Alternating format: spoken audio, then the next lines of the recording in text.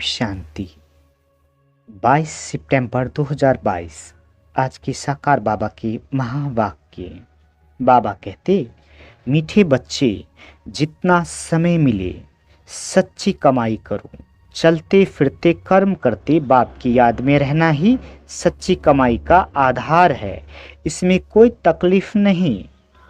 प्रश्न, जिन बच्चों में ज्ञान की प्रकाष्ठा होगी उनकी निशानी सुनाओ।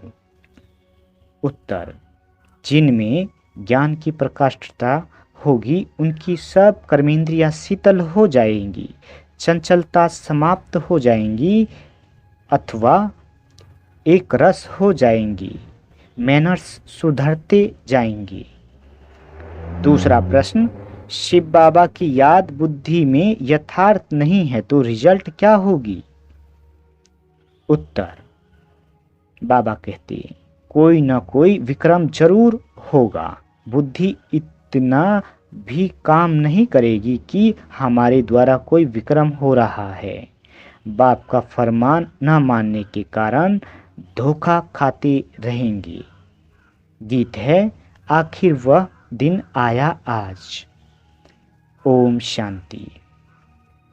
बाबा कहते, बच्चों को खातिरी हो गई है।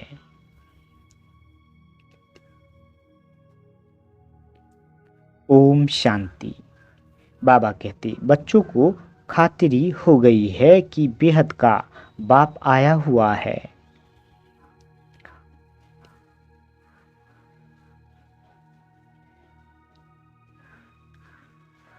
ओम शांति। बाबा कहते, बच्चों को खातिरी हो गई है कि बेहद का बाप आया हुआ है। श्री कृष्ण को बेहद का बाप नहीं कहेंगे। ये गीत तो यहाँ के नाटक वालों ने बनाए हुए हैं। महाराज धीराज श्री कृष्ण के लिए कहते हैं। बाप कहते हैं, मैं तो नहीं बनता हूँ, तुम बच्चों को बनाता हूँ। तो इन गीतों से भी कुछ न कुछ अच्छा अर्थ निकलता है। बेहद का बाप गरीब निवाज जरूर है। जिस भारत को साहूकार बनाते हैं वह भारत अब गरीब बन गया है। भारत में ही उनका जन्म होता है और कहीं उनका जन्म गाया हुआ नहीं है। भले पूजा करते हैं, कोई भी नेशन में ये चित्र है, परंतु जन्म तो यहाँ होता है ना। जैसे क्राइस्ट का जन्म और कोई जगह है, परंतु चित्र तो यहाँ भी है ना। तो भारत को गॉड फादर का बर्थ पैलेस कहेंगे। मनुष्य तो कुछ समझते नहीं, वह तो ईश्वर को सर्वव्यापी कह देते हैं। आगे तुमको भी पता नहीं था, अभी जानते हो कि भारत पतित पावन परमपिता परमात्मा का बर्थ पैलेस है। मनुष्य तो समझते हैं कि परमात्मा तो जन्म मरण से न्यारा है। हाँ, मरण से बेशक न्यारा है, क्योंकि उनका अपना शरीर तो है नहीं, बाकी जन्म तो होता है ना। बाप कहते हैं, मैं आया हूँ, मेरा दिव्य जन्म है। और मनुष्य तो गर्भ में प्रवेश कर फिर छोटे से बड़े बनते हैं। मैं ऐसा नहीं बनता हूँ। हाँ, कृष्ण माँ के गर्भ में जाते हैं, छोटे से बड़ा बनते हैं। हर एक आत्मा अपनी माँ के गर्भ में प्रवेश कर जन्म लेती है। ये मनुष्य मात्र की बात है। मनुष्य ही कंगाल, मनुष्य ही सिरताज बनते हैं। भारत सतयुग आदि में डबल सिरताज था। पवित्रता की निशानी रहती है। पवित्रता का ताज और रतन जड़ी ताज था ना। पवित्रता गुम हो जाने के बाद सिर्फ एक ताज रहता है। विश्व का मालिक थे, फिर पुनर्जन्म लेते लेते एक ताज गुम हो गया, फिर सिंगल ताज वाले बने। ये ज्ञान की बातें हैं।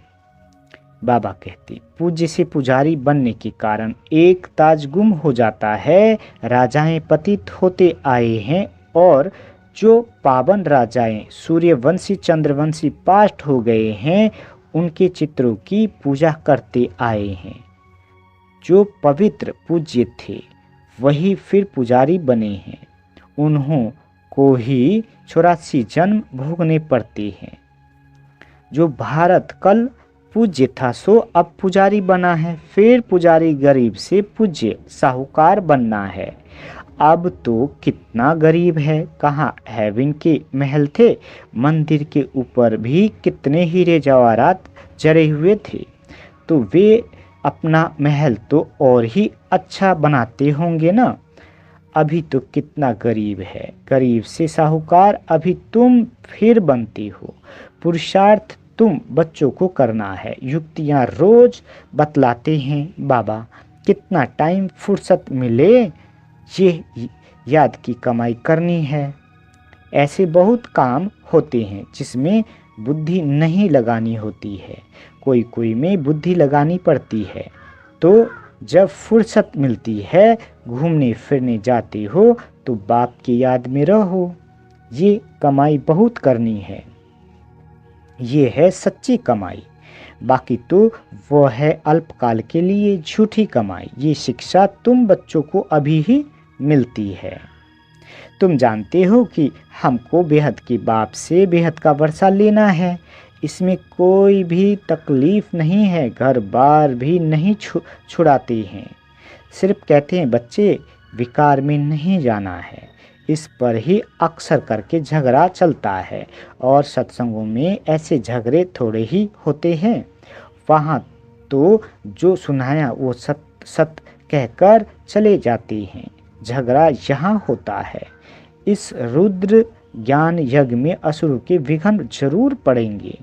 अबलाओं पर अत्याचार होते हैं, जैसे द्रौपदी को भी दिखाते हैं। पुकारा है कि बाबा हमें ये नंगन करते हैं, इनसे बचाओ। बाप की तो शिक्षा है कि कभी भी नंगन नहीं होना है। जब एक रस अवस्था हो जाए तब ये कर्मेंद्रियां शीतल हो, तब तक कोई ना कोई चंचलता चलती रहेगी। जब तक ज्ञान की प्रकाशता हो, बुद्धि में ये ख्याल रहे कि हमको कंपेनियन हो रहना है। विलायत में बहुत बूढ़े वानप्रस्थी होते हैं, समझते हैं पिछाड़ी में कौन मालिक बनेंगे। बाल बच्चे तो है नहीं, इसलिए पिछाड़ी में कंपेनियन बना लेते हैं। फिर भी कुछ उनको देकर चले जाते हैं। तुम लोग तो अखबारें पढ़ते नहीं हो, अखबारों में समाचार बहुत आते हैं। तुम बच्चों को कोई वह पढ़ना नहीं है। बाप तो कहते हैं कि कुछ भी नहीं पढ़े हो तो अच्छा है, जो कुछ भी पढ़े हो वह भूल जाओ। हमको बाप ऐसा पढ़ाते हैं जो हम सच्ची कमाई कर विश्व के मालिक बन जाते हैं। बाप कहते हैं hear no evil, see no evil, talk no evil. ये तुम्हारे लिए है। अभी तुम बच्चे मंदिर लायक बन रहे हो।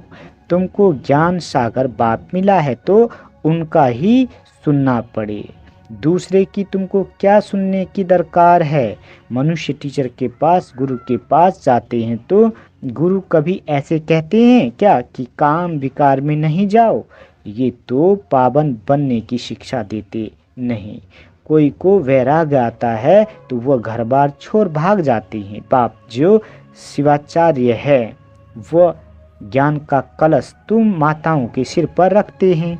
बाकी इस पतित दुनिया में लक्ष्मी कहाँ से आई। लक्ष्मी नारायण तो सतयुग में होते हैं। अभी शिव बाबा इन द्वारा बैठ समझाते हैं। शिवाचार्य वाच ब्रह्मा मुख से, तुम बरोबर स्वर्ग के द्वार खोलते हो तो जरूर तुम ही मालिक बनेंगे। स्वर्ग का द्वार खोलते हो, गोया स्वर्गवासी बनने का पुरुषार्थ करते हो। तुम्हारा पुरुषार्थ ही है नरकवासी मनुष्य को स्वर्गवासी बनाना। बाप भी ये सेवा करते हैं ना, पतित से पावन बनाना। तुम्हारी भी यही धंधा है।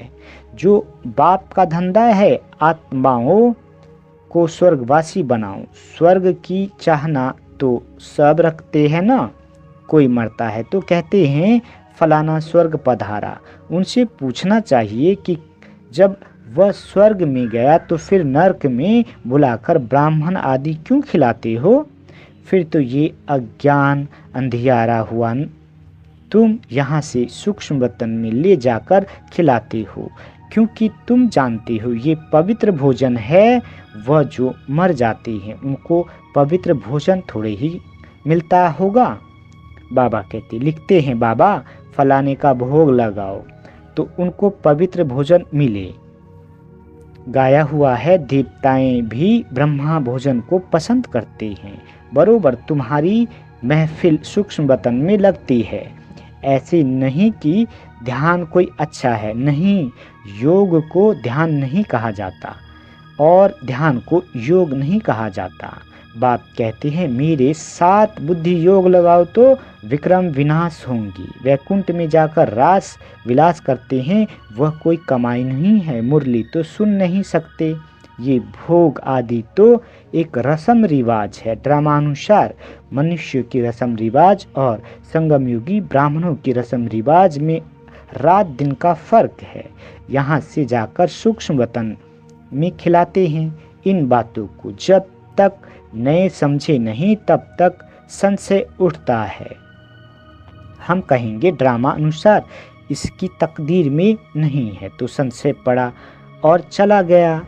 फिक्र की बात नहीं, इनकी तकदीर में नहीं था। पहली बात भूल जाते हैं कि हमको बाप से वर्षा लेना है। कोई बात में संशय बुद्धि बन पड़ते हैं, अरे हमारा काम है वर्षे से, हम पढ़ाई फिर क्यों छोड़े? मुरली तो सुनना है ना। निराकार बाप तुमको डायरेक्शन कैसे सुनाएंगे? उनको मुख जरूर चाहिए, ब्रह्मा मुख से अथवा ब्रह्मा कुमार कुमारियों से सुनना है। कोई बाहर में दूर चले जाते हैं, मुरली भी नहीं मिल सकती है, तो बाप कहते हैं कोई हर्जा नहीं, तुम याद में रहो और स्वदर्शन चक्र फिराते रहो।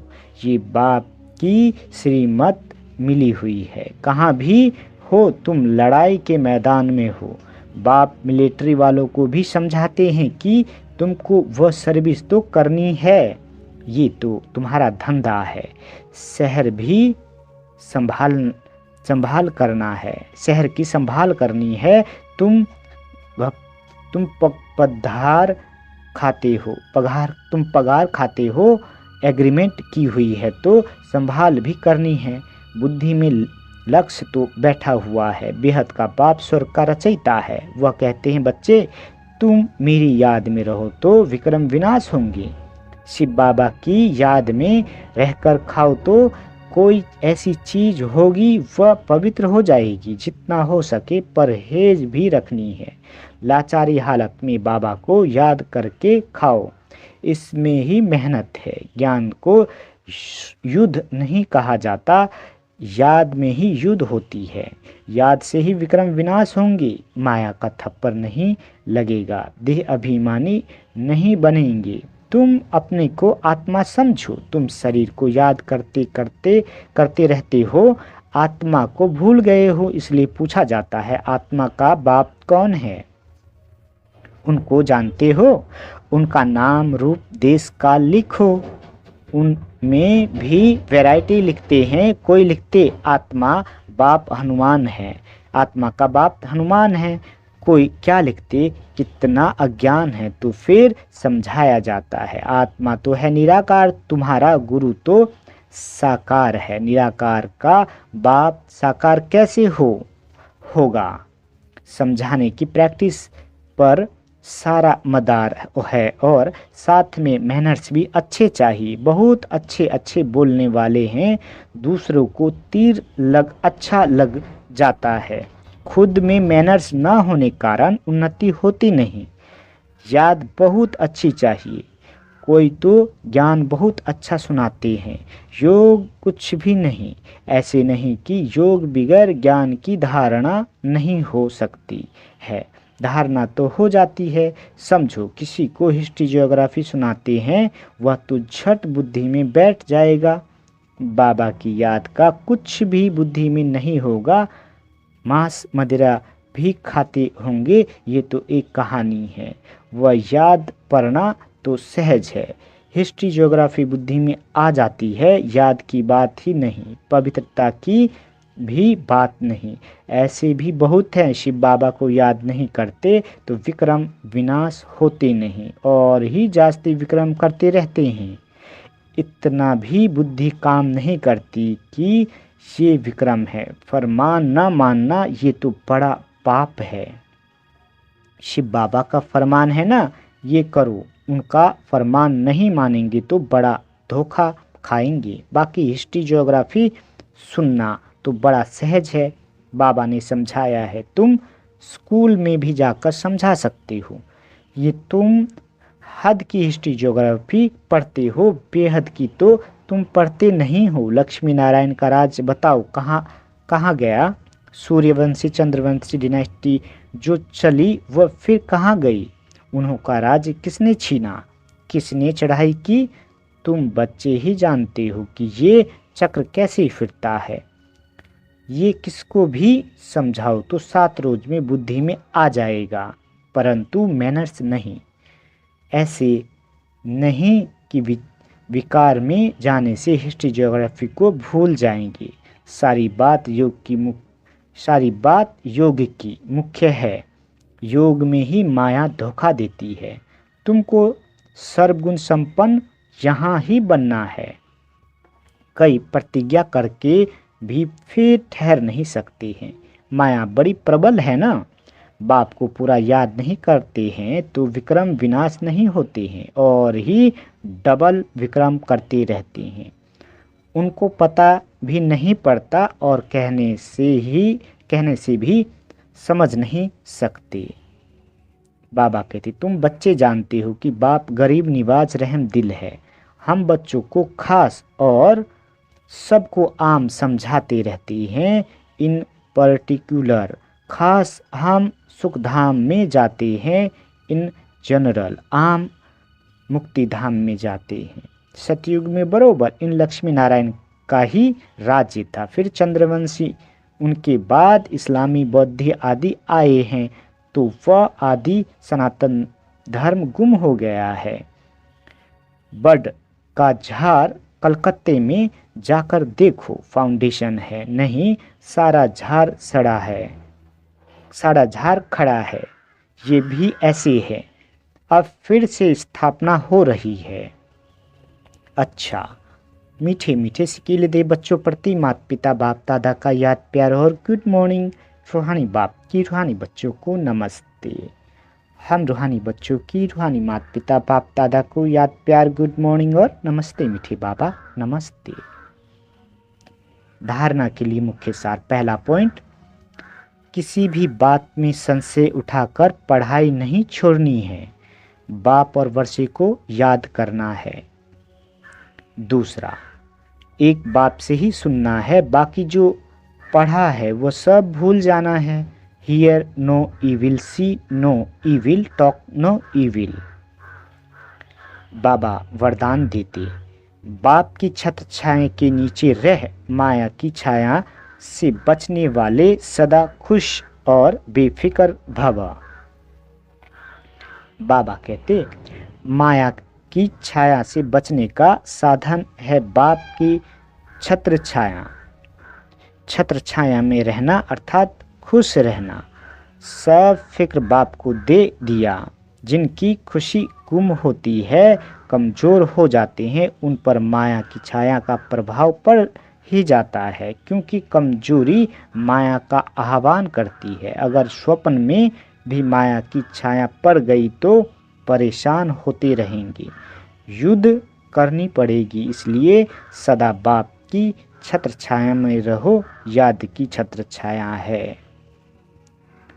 स्लोगन, जिनका मुरली से प्यार है वही मास्टर मुरलीधर है। अच्छा, ओम शांति मीठे बाबा।